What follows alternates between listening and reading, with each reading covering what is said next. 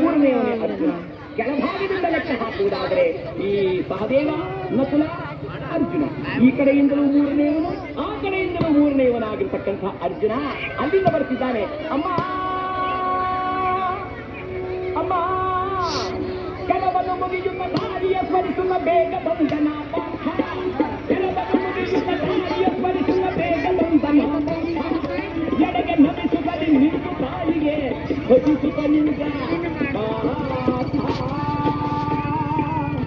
ಅಮ್ಮ ಎಂದು ಓಡಿ ಬಂದಿದ್ದೆ. ಮಹಾನುಭಾವನಾಗಿರ್ತಕ್ಕಂಥ ಅರ್ಜುನ ತಾಯಿ ಪಾದಕ್ಕೆ ನಮಸ್ಕಾರವನ್ನು ಮಾಡಿದ್ದ.